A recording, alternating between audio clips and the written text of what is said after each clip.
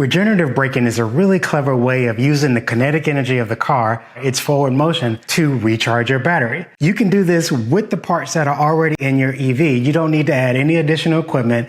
The parts that are in there can already do this. They just need to be programmed to do so. So if you can charge your EV while it's driving, why would you ever need to plug it in? And why does it only work when you're braking?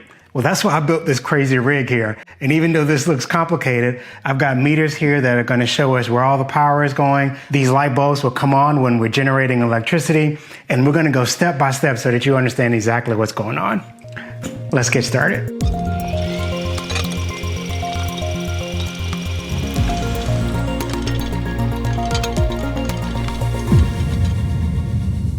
To generate electricity with your EV is actually really simple. You just turn your electric motor into a generator. Pretty much all electric motors can do this.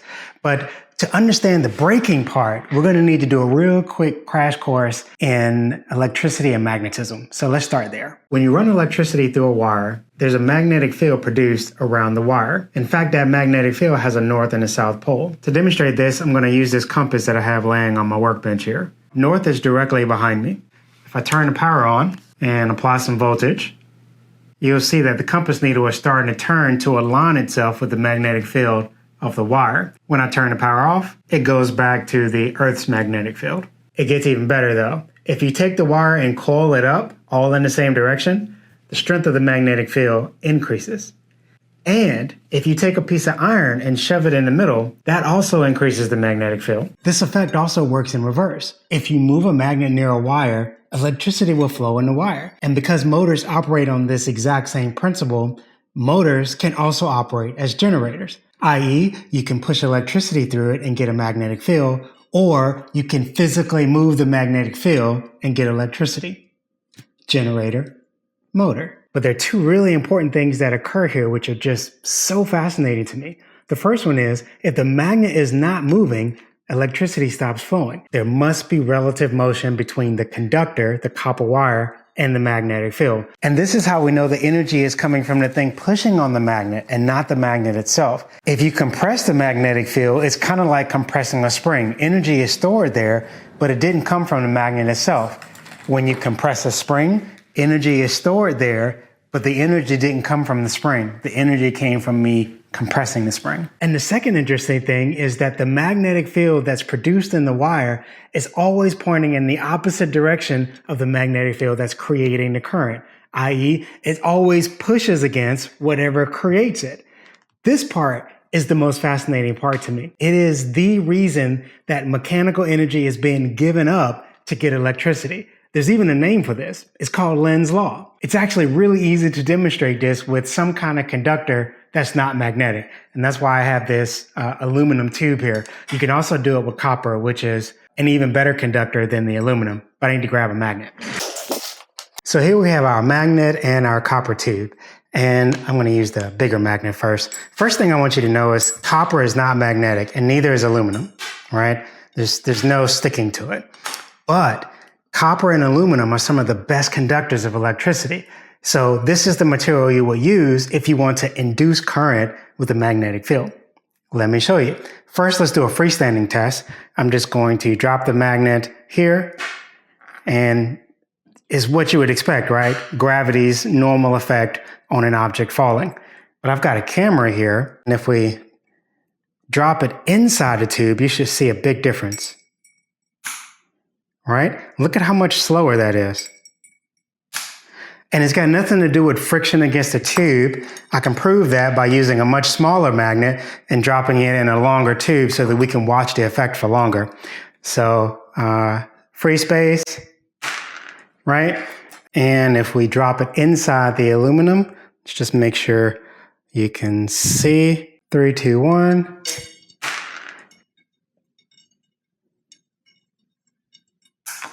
Right? Wow. One more time.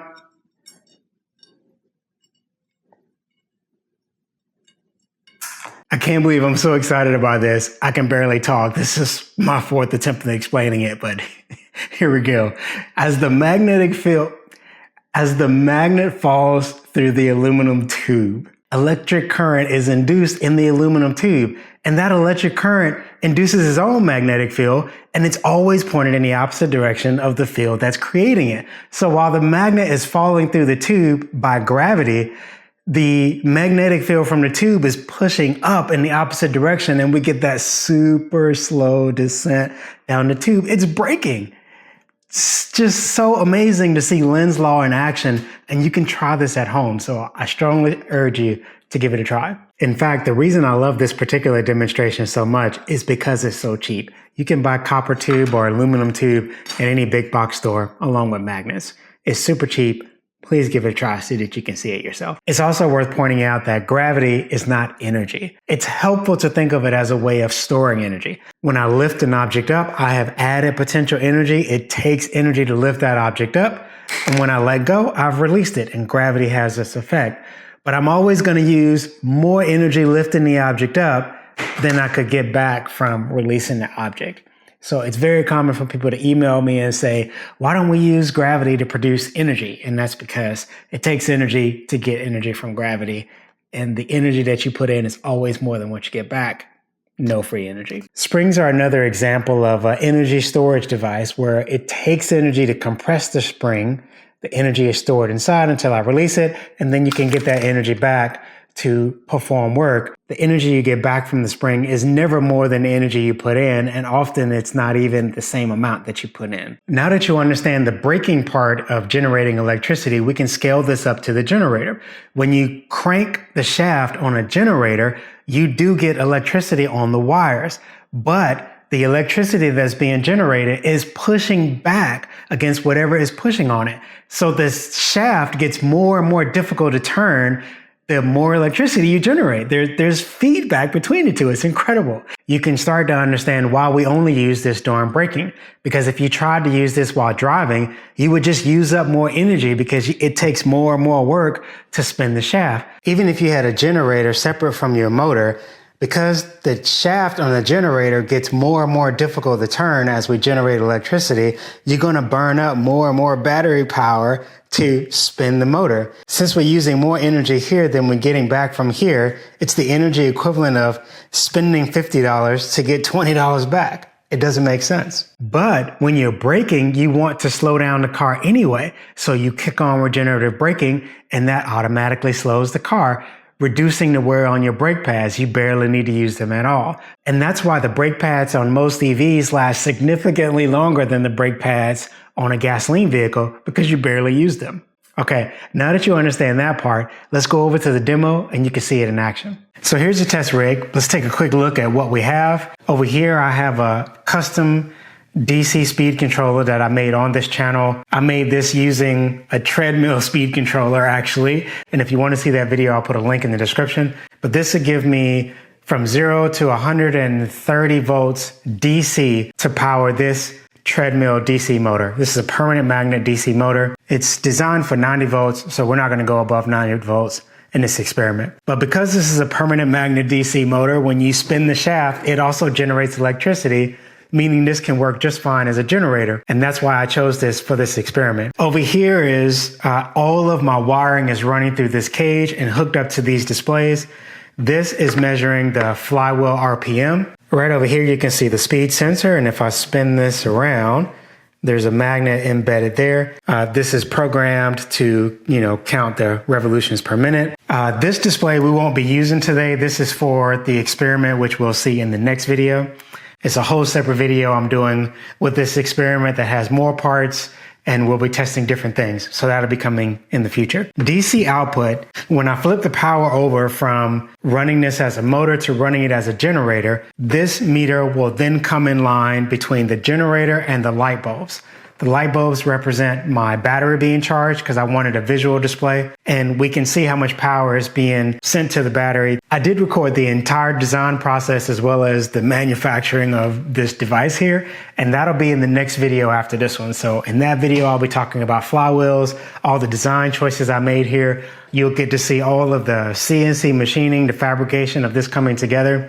And very often when people see this Haas CNC machine, they will say, man, I wish I could afford something like that. And I got to tell you, I feel you. I spent 9 years waiting to get this machine. If you look at the early videos on my channel, you'll see that I was building my own machines. And over the course of 9 years, I was selling the machines I was making, selling other gadgets that I made. What I'm trying to say is, in my case at least, it took nearly a decade of patience and trading my labor for money to finally be able to save up and buy one of these machines. If you can wait, you don't have to have it overnight. You can slowly build up to it. But I will say that you don't need to buy a big machine. You can actually order your parts online quite affordably using PCBWay, which is the service that I use. Whenever I have a part that I don't have the time to get manufactured, or it's complicated and it's outside of my capacity to manufacture it, I'll send the drawing or the 3D model to PCBWay and they'll CNC cut it for me. They also do 3D printed parts and things like that. So if you need parts manufactured, you don't have to have a CNC machine. You can just use PCBWay. And that's why I'm grateful to have them as a sponsor on this channel, because their service is really quite helpful. So now you know what everything is. Let's talk about how this device works. Over here, I've got a giant drum switch. When I push it to the left, that's the equivalent of stepping on the accelerator. I will have power from the wall coming to my DC motor here. When I flip it to the center position, we'll be in coasting mode. And that's why I needed this big flywheel. I needed something to represent the momentum, the forward mass of the car moving forward. And this is going to help maintain our coasting speed, if you will, in between our accelerator and our brake. When I flip it over to brake, that's going to switch all of the wiring from powering this from the wall to using it in generator mode. So now these wires will be connected to the light bulb series. And this is why the flywheel is so important, because it has all this kinetic energy stored up. You can think of it as a giant mechanical battery who has been charged up with speed. And when we switch this over to the generator mode, we're going to drain that energy by draining off the speed, literally, the braking effect, and using that to charge our batteries. So let's start by spinning our flywheel up to 4,000 RPM, which is about the top end of how fast I want to spin this thing, at least for now. We'll flip it into neutral and let it coast, and let's measure how long it will coast, because we already know that some energy will be wasted just from bearings and heat and friction and things like that. Now, actually, that gives me an idea. Before I do that, let me quickly release this and let you see how smoothly this spins without being connected to the motor at all. So here we go.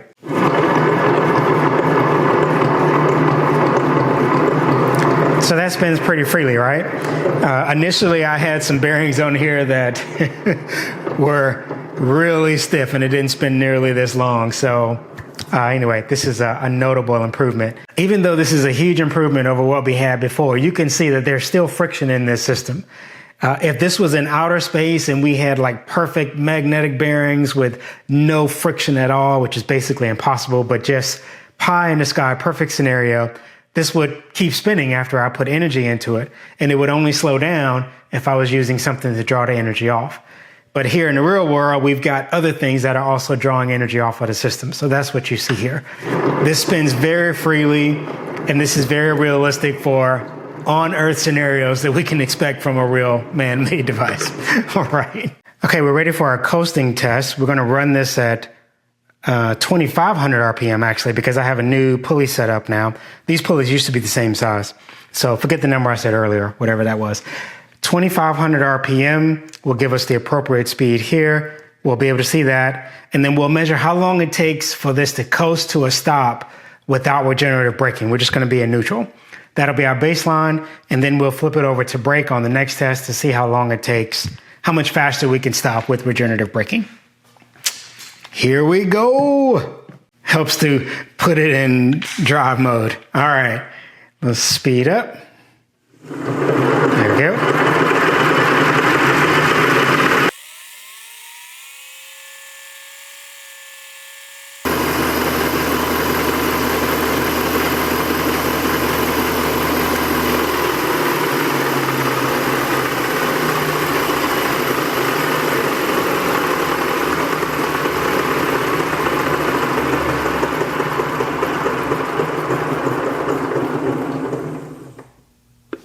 Okay, 15 seconds. So I'll run a couple more tests and tell you what the average is here in just a minute.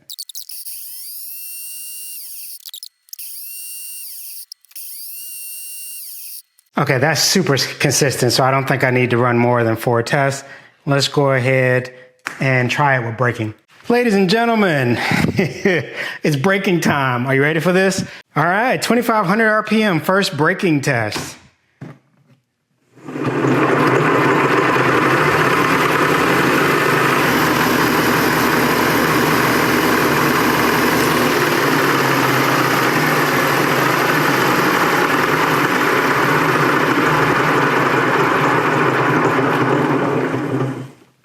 And 11.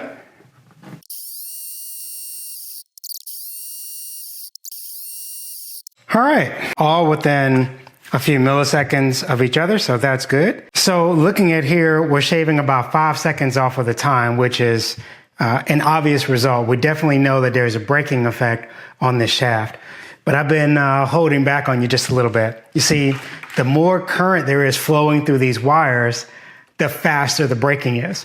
So rather than try to manipulate the current by adding a heater and a whole bunch of other elements, what if I just shorted the wires out? If I do that, the current will be near max. It'll be basically the highest possible current that this device can put out, and we should get really fantastic braking. So kids, don't try this at home, but let me give it a shot. And as you can see, both sides are connected together, which is essentially a short connection. That should maximize the current that we can get from this DC motor, and we should see more dramatic braking. I also want to say, while I'm thinking about it, that the reason I chose light bulbs is because light bulbs work just fine on DC current or AC current, and I'm running DC here, so I needed something that was easy to plug in, but also could operate on DC. So with our short connected, let's see how much difference there is in braking. 2,500 RPM, here we go.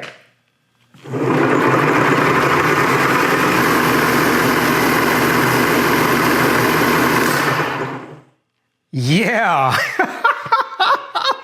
Okay, so less than 2 seconds and it's done. And the whole reason, I can smell that short circuit. All right. Like I said, kids, don't try this at home. I'm a professional. At least I look like one. All right, so here's the deal. Electrical engineers can manipulate these circuits in all sorts of ways to get more or less forceful braking when you need it. You're not powering light bulbs. An electric vehicle has a massive motor with very high capacity, and so you can get much more dramatic braking by manipulating how much electric current is flowing to the battery. But there's a couple other interesting things that happen when you do this, because you still need manual braking. You can't remove the disc brakes from an electric car. The power that's available, the braking power, if you will, is proportional to the speed. So as this slows down, the braking force also slows down, which means that when your car is rolling at 5 miles an hour, your brakes don't work. So you still need to combine the disc brakes with this regenerative braking system. I found a really interesting article that talks about how engineers will mix and match these various components at different stages of braking to get different benefits. Like some of them maximize how much power you regenerate and so on. And you also need to think about what the user feels when they step on the pedal and what happens in an emergency when you try to brake instantly. And this is not just limited to electric cars. Trains have been doing this for decades. Even diesel trains that don't use the electricity will just dissipate the energy as heat. They maximize the use of regenerative braking combined with normal braking to effectively stop the train smoothly. Again, this technology has more uses than just in electric cars. I should point out that even though the concept is the same when talking about diesel trains in particular, it's called dynamic braking since we're not actually charging anything. But but you get the idea. Now, just because you can regenerate power with this doesn't mean it makes sense to hit the accelerator, hit the brake, hit the accelerator, hit the brake to try to maximize your regenerative power. As we discussed earlier, you are using energy to accelerate and you only get a small portion of that back. So speeding up and slowing down is still overall wasting energy if you could have just coasted. It's much better to just let the car coast, and that would be the most fuel efficient, or should I say energy efficient way to do it. Basically, you should just use the brakes like you normally use them. It's been designed to work exactly that way. So you might be wondering, just how much additional range are you going to get from using a system like this if used properly? And the answer is, I don't know. I tried to research this briefly before I started recording this. Sorry, I didn't get a chance to do a little bit more homework. But from what I could find, it looks like some resources are saying between 10 and 20% additional range. I might speculate it might actually be as low as 5 to 10%. It's probably a safer estimation. So again, I haven't had a chance to find good hard numbers. I think it's safe to say this will probably extend your range by maybe 5 to 7%. And it also greatly extends the life of your disc brakes. Well, initially I was planning to measure how much energy went into the flywheel and then how much we got back into our battery. But unfortunately, this DC meter takes several seconds to power on, so it needs power for a few seconds before it starts displaying the energy. I did confirm by rechecking the footage that it was supplying power the whole time, but the meter itself didn't come on until after several seconds, so we unfortunately lost that data. But I think it was pretty obvious what was happening here. Perhaps by the next video, I may be able to find a meter that has a separate power supply for the display, something to that effect. Now, I posted a short about this and several people commented that if you don't use your disc brakes, that they will rust and then they won't work properly. But EV engineers are already aware of this, and they have a system in place that will imperceptibly squeeze the brakes occasionally just to scrape the surface. You have no idea that this is happening, but the brakes don't rust because there's a built-in automatic system that protects your vehicle from that problem. So it's a real problem, but it's already handled and you don't have to think about it. To me, the most impressive part is you don't have to add any parts to the car. It's really just about having good electrical design to optimize the use of this system. And you can extend the life of your brake pads and get just a little bit more range, which is so precious when it comes to those EV electric vehicles. I have some exciting news for you. Instructables is going to be hosting a design competition called Make It Move, and they asked me to be one of the judges for the competition. So of course I said yes. Making It Move is what my whole channel is about. So anyway, I'm super excited about what they're doing. I think it's a really fun idea. There's prize money involved. Sorry Adults is for mostly college and high school students, I believe. I'll double check that in the fine print. But if you're a college or high school student, you want to make some money and have fun learning, I think this is a great opportunity. I would love to have my son participate. I think he'd be really competitive, but there might be a bit of a conflict of interest. Ladies and gentlemen, thank you so much for watching. I'm going to put a link to the follow-up video that'll be coming out in about a week. So if it's been more than a week since this video's been up, the video will be right here. Anyway, if you want to see the rest of what's going to be happening here, it'll be in that video. Thanks for watching.